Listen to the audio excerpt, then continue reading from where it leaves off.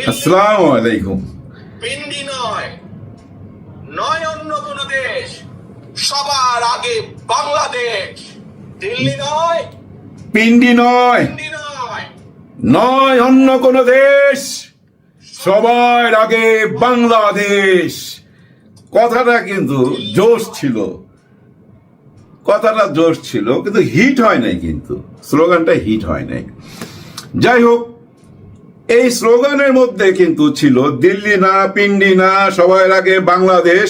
কিন্তু বাংলাদেশের প্রবলেম মীমাংসা হইল বিদেশে বৈশা। তার মানে বিদেশও লাগবে আমাদের, তাই না? বিদেশের মাটিতেই তো বৈশা মীমাংসাটা হইল দেশের প্রবলেম। কিন্তু আমি মহা খুশি হয়েছিলাম, বুঝছেন, মহা খুশি।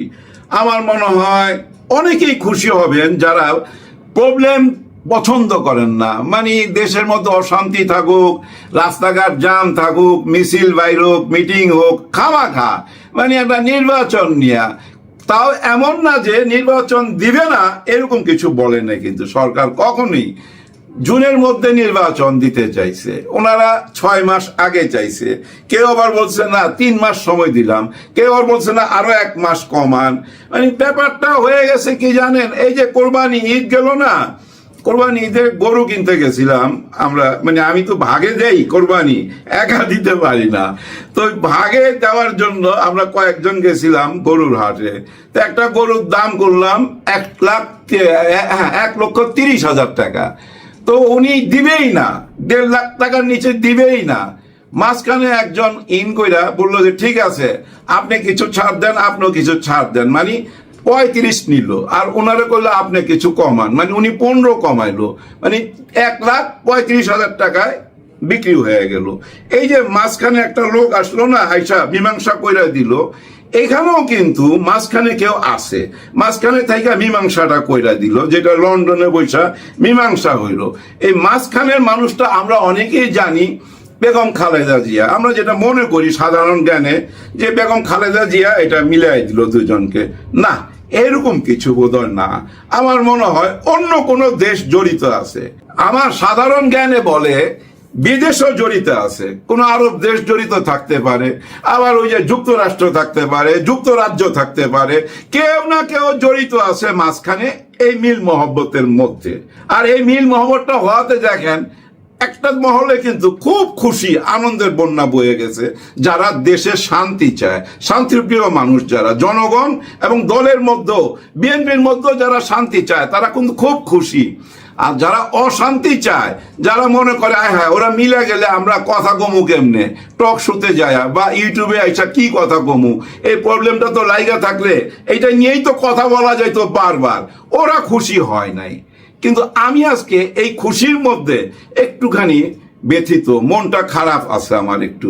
একটা কারণে মনটা খারাপ, দেখেন আপনারা তো জানেন কেউ না কেউ আপনারা কাউকে না কাউকে পছন্দ করেন, যাকে আপনি কোনোদিন দেখেন নাই, চিনেনও না। হ্যাঁ চিনেন কিন্তু দেখেন নাই। যেমন ধরেন আমাদের দেশের একজন সুপারস্টার আছে শাকিব খান, তাকে অনেকেই দেখে নাই কিন্তু তার ভক্তকুল আছে, ওদেরকে বলা হয় সাকিবিয়ান, প্রচুর ভক্তকুল। এই শাকিব খানকে নিয়ে আপনি একটু কটু কথা বলেন, দেখবেন ওই যে কমেন্ট বক্সে আপনারা ধুয়ে দিবে, মাইনা নিবে না, বলবে যে উনি 2 বিয়া করুক আর 4টা বিয়া করুক, তোর বাপের কি বেটা, এরকম গালি দিবে কিন্তু আপনাকে। কিন্তু আবার এই যে ইউটিউব জগতে, মানে অনলাইন জগতে, সোশ্যাল মিডিয়ায় আরেকজন সুপারস্টার আছে, উনি হলেন আমাদের ইলিয়াস হোসেন সাহেব। ইলিয়াস হোসেনকে আমি ব্যক্তিগতভাবে খুবই পছন্দ করি। থাকে না ওই যে বললাম না যে সাকিবিয়ানরা যেমন শাকিব খানকে পছন্দ করে, আমিও মনে করেন ইলিয়াস হোসেনকে ওই অ্যাঙ্গেল থেকেই পছন্দ করি, ভালো লাগে।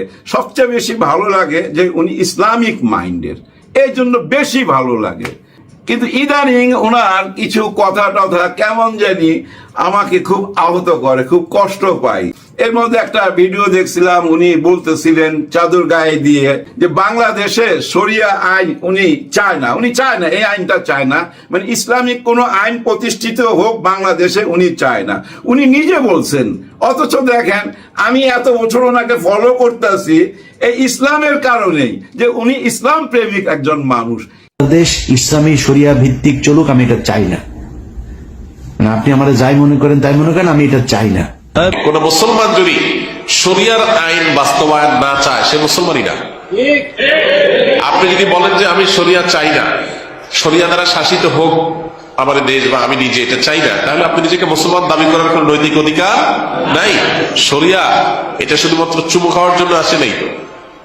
আপনি পারছেন না শরিয়া দ্বারা শাসিত হতে, অপরাধ বোধ আপনার মধ্যে আছে যে আমি পারতেছি না বা আমরা পারতেছি না, এটা একটা লেভেল পর্যন্ত চলে। কিন্তু আপনি চান না, পছন্দ করেন না, এটা চলে না। এটা মানে হলো আপনি বিদ্রোহ করলেন, অস্বীকার করলেন, ইমান থেকে খারিজ হওয়ার মতো বিষয়। শুনলেন তো কি বললো? তার মানে কি আপনি ভুল করছেন। আচ্ছা, আমার প্রশ্ন হলো, ব্যাপারটা আপনি মনের মধ্যে চেপে রাখতেন, প্রকাশ করতে গেলেন কেন? কোনো জিদ করে কারো উপরে? আসলে আপনার মধ্যে জিদ আছে, অনেক কষ্ট আছে। আজকে আপনার একটা স্ট্যাটাস আমাকে কতটা মানে আহত করছে আপনি জানেন না। ভালোবাসার জায়গা থেকেই বলতেছি, হ্যাঁ প্রচুর ভালোবাসি আপনাকে, ওইখান থেকে এই কথাগুলো বলতেছি। আপনার স্ট্যাটাসটা এমন ছিল, যে দেখেন স্ট্যাটাসটা ওনার, হ্যাঁ ওনার আপনারা পড়ছেন অনেকে, ওনার ভক্তরা, আমি ওনার ভক্ত হিসাবেই বলতেছি। অনেকেই মনে করেন আমার উচিত ডক্টর ইউনূস স্যারকে সমর্থন দেওয়া। অনেকেই মনে করেন কেন? আপনার কথা থেকেই তো এটা বোঝা গেছে না, আপনি তো সমর্থন দিয়েই আসছেন। ওইখান থেকেই তো আমরাও সমর্থন দিতেছি আপনারা দেখা আসেন। নির্বাচনের পরিবর্তে ডক্টর ইউনূসকে অন্তত 5 বছর ক্ষমতায় রাখার পক্ষে আমার জোরালো অবস্থান আশা করেন অনেকে। হ্যাঁ, অনেকেই তো আশা করে উনি 5 বছর থাকুক। আপনার ভক্তরা আপনার কাছে চাইতেই পারে, কিন্তু উনি তো 5 বছর থাকবে না। আপনিও জানেন, আমিও জানি, সবাই জানে, এটা ভক্তরা চাইতেই পারে। ওই যে একটু আগে বললাম, আমি আপনার ভক্ত, যেমন শাকিব খানের ভক্ত, আবার ইউনূস স্যারেরও ভক্ত আমি, অন্ধ ভক্ত বলতে পারেন। প্রেম অন্ধ হয়, প্রেম অন্ধ হয়, আমি অন্ধ ভক্ত। যাই হোক, কিন্তু আমি আমার অনেক সমর্থকের মন ভেঙে দ্রুত নির্বাচন এবং এক প্রকার বিএনপির পক্ষেই অবস্থান নিয়েছি। মানে দ্রুত নির্বাচনের পক্ষে উনি চলে গেছেন অলরেডি। দ্রুত নির্বাচন হোক, মানে ডিসেম্বরে, আবার ওই যে মাসুদ কামাল সাহেব বলে না যে এই অক্টোবরে তো হইতে পারে, এই জুনও হইতে পারে, মানে আগে হয়ে যাক, এরকম জায়গায় চলে গেছেন উনি, এবং বিএনপির পক্ষে চলে গেছে। অনেকেই মনে করছেন আমি বিএনপির কাছে বিক্রি হয়ে গেছি। না না না না, এগুলো আমরা মনে করি না। হ্যাঁ, অনেকে মনে করতে পারে। আমাকে যদি বুঝছেন দুইটা কেউ লাঠি দিয়েও পিটা, যে বল স্বীকার যা যে ইলিয়াস হোসেন বিক্রি হয়েছে, আমি মাইল খায় মরে যাবো, তাও ভাই মুখ দিয়া বলুন না, কারণ মানুষ দেখলে বুঝি আপনি বিক্রি হওয়ার মানুষ না। কিন্তু এরপরে আপনি অনেক কথা বলছেন, এগুলো আর পড়তে চাই না, সবাই পড়া নিবেন। মোট কথা হচ্ছে, উনি এই জায়গাটা পড়ি, তাইলে আপনারা বুঝতে পারবেন। আসিফ নজরুলের পদত্যাগ চেয়েছি, ফারুকির পদত্যাগ চেয়েছি, আমাদের ফিল্ম ডাইরেক্টর ফারুকি, তার পদত্যাগ চেয়েছে। ছুপ্পুর পদত্যাগ চেয়েছি, মানে মহামান্য রাষ্ট্রপ্রধান ছুপ্পুর পদত্যাগ চেয়েছি। সন্তোষ শর্মাকে গ্রেফতার প্রথম আলো, ডেইলি স্টারের কোন সাংবাদিকের বিরুদ্ধে মানেননি ডক্টর ইউনূস, তাহলে আমি কেন শুনবো? মানে ওনার যুক্তি হচ্ছে যে এই কাজগুলো করে নাই, মানে ডেইলি স্টারে জয় বাংলা করে নাই, প্রথম আলোরে জয় বাংলা করে নাই। যাই হোক, আর পড়তে চাই না। মোট কথা কি জানেন, ওনার অনেক ক্ষোভ। আর বেসিক ক্ষোভ কোন জায়গাটা, এটা এই স্ট্যাটাসে লেখে নাই, যেটা আগে উনি ওনার কন্টেন্টের মধ্যে বলছিলেন। ওনার মামলাগুলা কিন্তু উঠানো হয় নাই, এটা খুব দুঃখজনক। হ্যাঁ, আমি কিন্তু এটা নিয়ে কথা বলছিলাম যে ওনার মামলাগুলা, বিশেষ করে পিনাকি ভট্টাচার্য, কনক সরোয়ার সাহেব এবং ইলিয়াস হোসেন সাহেবের মামলাগুলা পিটপাট করা হোক, কিছু একটা করা হোক। এত মানুষের মামলা হাওয়া হয়ে গেল, ওনাদের মামলাগুলো থাইকা গেল।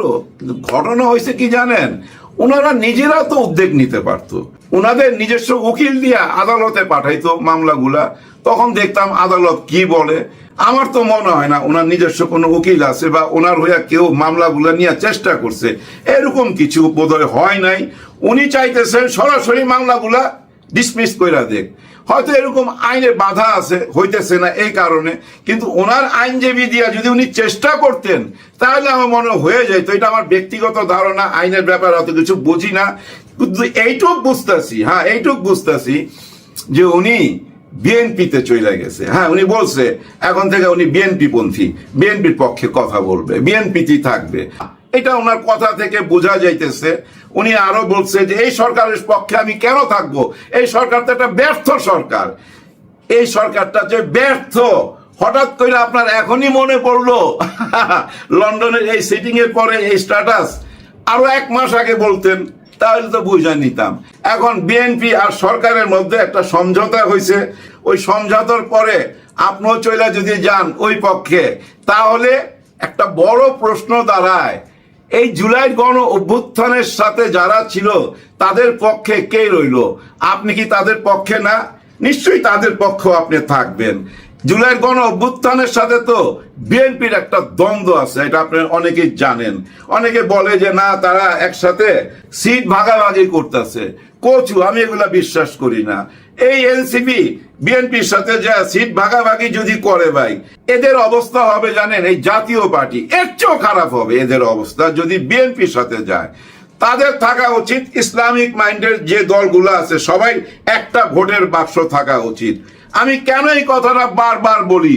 এই জন্যই বলি, এই দেশে যেই ক্ষমতা আসুক পাহাড়েদার লাগবে ভাই, পাহাড়েদার লাগবে।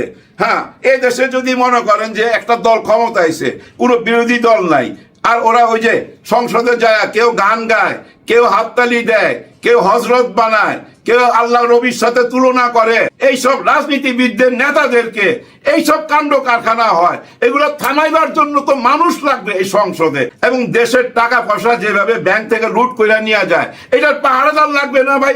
পাহাড়েদার লাগবে। আর কি লাগবে? সিস্টেম চেঞ্জ করতে হবে। সিস্টেম যদি আগের মতোই থাকে তাইলে তো ভাই কোনো কিছুই চেঞ্জ হবে না। ইলিয়াস হোসেন সাহেব, আপনি যদি হাল ছাইরা দেন ভাই, মন ভাঙা যায় ভাই, মন ভাঙা যায়। তারপরও ভাই মন ভাঙুক আর দিল ভাঙুক ভাই, যাই ভাঙুক, জুলাই গণ অভ্যুত্থানের সাথে যারা জড়িত ছিল তাদের একটা কুল কিনারা করতেই হবে। জুলাই সনদপত্র ঘোষণা দিতে হবে, এই সংবিধান তো বদলাইতে হবে, আরো বদলাইতে হবে। এই যে আমাদের নির্বাচনের সিস্টেম, এই সিস্টেমে নির্বাচন করা যাবে না। এই সিস্টেমে নির্বাচন করলে নতুন বাংলাদেশ হবে না, আগের বাংলাদেশ থাইকা যাবে। ভিডিওটা শেষ করার আগে ভয়াবহ একটা কথা বলি, আগামীতে একটা মরণ কামড় দিতে হবে। 5ই আগস্টের আগে, জুলাই চলতেছে, সামনে আগস্ট, এই আগস্টের মধ্যেই মানে আগস্টের 5 তারিখেই মরণ কামড় দিতে হবে। সে মরণ কামড়টা কি? তারেক রহমান সাহেবকে সসম্মানে লন্ডন থেকে ঢাকায় আইনা ওই যে জুলাই সনদপত্র ঘোষণার অনুষ্ঠানে ওই মঞ্চে মাঝখানে বসবে ডক্টর ইউনূস স্যার, তার পাশে বসবে তারেক রহমান, আবার তার পাশে বসবে নাহিদ ইসলাম, আবার এই সাইডে বসবে ডাক্তার শফিকুর রহমান, উনার পাশে বসবে চরমনাই, উনার পাশে বসবে হেফাজতে ইসলাম। এভাবে প্রত্যেক দল থাকতে হবে বাংলাদেশে, যে কয়টা দল আছে সব দল ওই মঞ্চে বসতে হবে। তারপরে জুলাই সনদপত্র ঘোষণা হবে, তারপরে নির্বাচন। ভাই কেন এই কথাটা বললাম? এখানে একটু ভাঙন ধরছে, কোথায় যেন একটা কিন্তু আছে। 9 তারিখ ওই যে একটা ভাষণ দিল ইউনূস স্যার, 9 তারিখ বোধ, ওনার শেষ ভাষণে একটা কথা কি আপনাদের মনে আছে? খুবই ডেঞ্জারাস কথা, যে আপনাদের কাছে যখন ভোট চাইতে যাবে তখন আপনারা আদায় করে নিবেন, ওয়াদা করেন আমাদের সঙ্গে জুলাই গণ অভ্যুত্থানের সাথে যারা ছিল তাদেরকে আপনারা বুকে টাইনা নিবেন কিনা, 24-এর চেতনার সাথে আপনারা আছেন কিনা। এই ধরনের কথা বলছে কিন্তু ভাই, এই ধরনের কথা কেন বলবে? এগুলো তো উনারই কইরা যাওয়ার কথা, এটা তো ডেঞ্জারাস ইঙ্গিত। তার মানে উনি বলতেছে যে নির্বাচন আমি দিয়া চইলা যাবো, তোমরা নির্বাচিত সরকার যখন আসবে তাদের কাছ থেকে আদায় করে নিও, তারা যখন ভোট চাইতে যাইবে তার কাছে আদায় করে নিও। নো, এটাও হবে না। আমরা কারো কাছে চায়া কোনোদিন কিছু পাই নাই। যারা ভোট চাইতে যায় ভাই, তাদের কাছে যে ওয়াদাই করতে বলেন না কেন সে ওয়াদাই করে। ওনারা যদি বলেন যে ভাই আমারে ভাই সাহেব কর, মানে আমার দুলাভাই ডাকেন, তাও দুলাভাই ডাকবে ভোট চাওয়ার জন্য। ওই ওয়াদার কোনো দাম নাই, 2 পয়সার দাম নাই।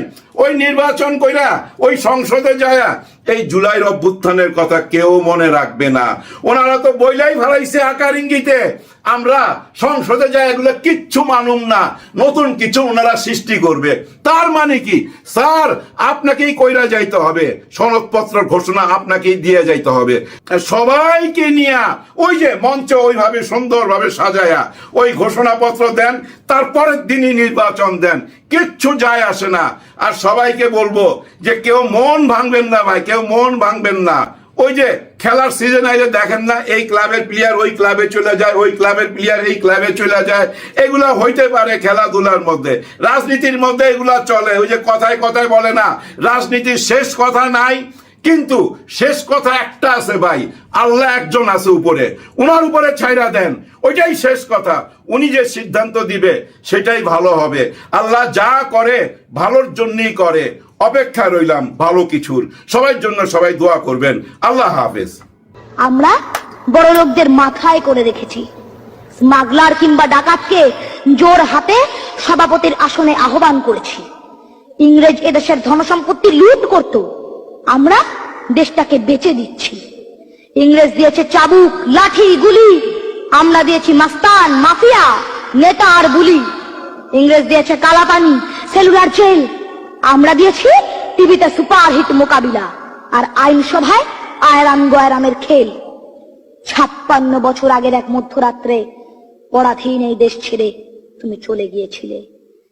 স্বাধীন এক স্বদেশে ফিরে আসার স্বপ্ন নিয়ে তুমি ফিরে আসোনি। স্বাধীনতা এসেছে, তার কাঁধের ঝুলি ভরে নিয়ে এসেছে।